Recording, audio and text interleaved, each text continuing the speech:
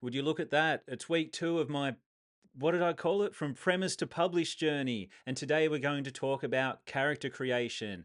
I always start my stories with a character and build the story and the world and pretty much everything else around them. I know that's not how most people operate or how everyone operates, but that's how I do it. So here we go, an unscripted, off the cuff video about character creation, specifically how I'm creating my character.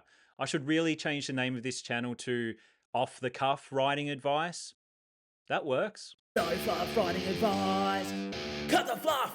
So I mentioned in last week's video, I wanted to write an unlikable character, very much inspired by the misuse or my perceived misuse of Jason Asano in at least the first 2 He Who Fights with Monsters books. I know he's not unlikable to everyone, but to me, his personality, I found it very punchable. I think I've described it as a punchable personality before, which isn't an issue.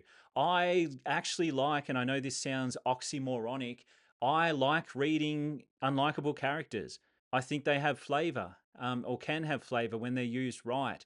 But in the case of He Who Fights with Monsters, and I'm not going to shit all over the series for the entire video, but it really was the inspiration for this character.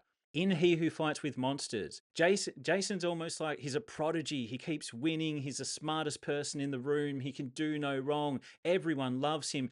At some point in, I think it was book 2, another character mentions how Jason's sweat doesn't smell like other men. He smells like springtime. And I've said before, like they're one step away from saying his shit doesn't stink. It's insane. Anyway, my character, I want him to be unlikable, despisable, absolutely deplorable, but then I want him to get humbled. I want him to be tested. I want his selfish actions and his self-centeredness to actually backfire. So before we go any further, I want to introduce my character. I have a name and I have got an AI generated image.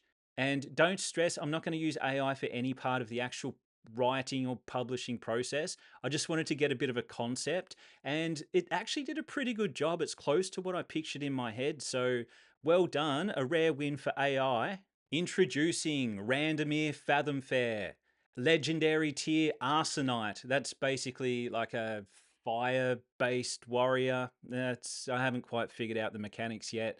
Former portalist. That's going to be a big part of his backstory. He originally trained as a portalist, which not really a combat class, and he abandoned that path to basically take up a flaming sword and kick ass, but it changed him. It changed the course of his story. It changed his personality in many ways. He's not the person he used to be, and he needs to be humbled. So I mentioned in the last video, and this is more about plot than character, but I just want to set up exactly what this guy's going to go through. So he's basically at the top of the game. Or close to the top of the game. He's trying to reach the next tier, but he's struggling. And at that point, he's pretty much doing whatever he needs to do to get to that tier. If that means, you know, chewing people up and spitting them out, if that means abandoning people, if that means just doing the most selfish thing possible, that's what he'll do. And that's why he needs to be humbled. So the plot at this point in his life, some stuff's going to go down. I'm not going to give away the whole plot now, but he's going to get sucked into a world that doesn't have mana, and he's basically a nobody again. He's less than a nobody because he doesn't understand this world, and now he can't use his talents or magic to get himself out of tricky situations. He has to use, I don't know, help. He needs to rely on other people for the first time in a long time, which he has trouble doing. I will go into his backstory, and that's another issue I had with He Who Fights with Monsters. It's like, okay, Jason is this guy. He's the smartest person in this new world for some reason, but in book 1, you don't find out why. So it just feels so forced when you don't know where this person's come from. They do go into it a bit more in book 2. I don't know if they do in later books. I haven't got that far yet. But I wanted to make this guy's backstory clear so readers understand the events that got him to this point, the trauma to a certain extent. Like a lot of these issues that he's going to have that make him this unlikable character and have built his personality, they're going to be based on like abandonment issues and low self-esteem. He's going to be an arrogant douchebag, but underneath it all, which is, you know, how it often goes, is like just really low self-esteem, self-worth, self-doubt, and he's reached this new height, this new pinnacle, and he's just flipped all of those around to, I guess, mask what's really going on underneath. I don't know. Maybe I'm getting too deep. So I will have his backstory, and I'm not really a big fan of flashbacks, especially a lot of them, and the number of flashbacks I'm planning to do for this book. The reason I'm going to go very heavy-handed with the flashbacks for this one is I'm writing a fantasy book essentially, and for the middle chunk of the book, most of the book, the main character is not going to be in a fantasy setting. He's not going to have any magical powers. He's just going to be in normal our world. And I know most people going in to a fantasy book want the magic and the world building and all that good stuff. So when he's in our world, I want to have a parallel story, his backstory running along the narrative at the same time. So we're jumping back and forth. So you're still going to get his progression, but from the very, very start, close to up to where he got to, where the actual story starts. And hopefully that will satisfy readers' fantasy thirst. So I mean, the way I've got it planned, it's almost like you're going to get a double character arc, because you get his origin story and how he built himself up all the way to this almost legendary whatever, and then you see him at the pinnacle get it all taken away and then have to become this completely different person to get back to where he was. Or maybe he doesn't change. Maybe he can't. I don't know. I haven't fully fleshed it out yet, but there's a lot of potential there, I think. I forgot to mention in the recording, the first recording, and now I've disassembled my setup, long story.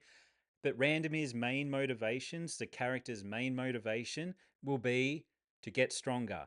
And I'm playing on the trope that's very common in lit RPG, or I've seen it a few times now, mainly in the Primal Hunter. I think that's the main offender, where the main character, their only motivation is they just want to get stronger, just want to be powerful, just that's it. I don't find that to be a compelling character motivation. They need a little bit more than that going on. It's like, get stronger, okay, but why? Getting strong for the sake of getting strong? And there's always going to be some underlying reason why they want to get stronger. In Randomir's case, it is going to be fairly shallow. He just wants to be strong and powerful. So I want to take that common trope, that common character motivation, and poke fun of it a bit, actually use it, but then sort of do away with it at a certain point. So one thing I do want to do, and this is more getting into the world building and progression system, but the way stats work in this, I don't want it to be where you can just stack stats on top of each other and then eventually the characters just become these super powered, untouchable beings, gods almost. Like I'm reading book 2 of Primal Hunter right now, and Jake is just stacking the stats. He is basically a god in the new earth. So I don't want that.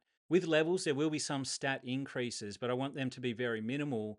And it's more about when you choose a class. I won't go into how that happens, but there's a system there I'm sort of working on. It actually skews your stats in different directions, which can affect the way you behave and affect your personality.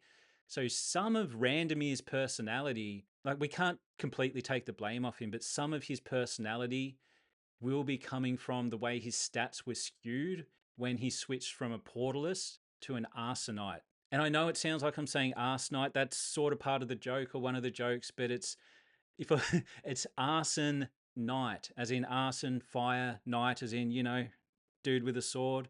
I wasn't sure if that was clear or not. So, the main thing to consider when writing a compelling character is they need to be challenged, and they either need to overcome those challenges or not. Whatever the result, they should be changed. After every event, every challenge, every incident, they should be a different person than they were a page ago, a paragraph ago, a chapter ago, whatever it happens to be. They should be constantly evolving. And you need to figure out what type of story you're trying to tell with this character as well. Like, is it a redemption story? In my case, I think it will be. Is it the opposite? Is it someone completely falling from grace and not getting back there? You can take these characters in any direction. You just need to make sure you're taking them somewhere. Anyway, I won't say any more. I'm pretty sure I've got a few videos out there about writing compelling characters. So if you want to know more about the mechanics behind it, those videos are there.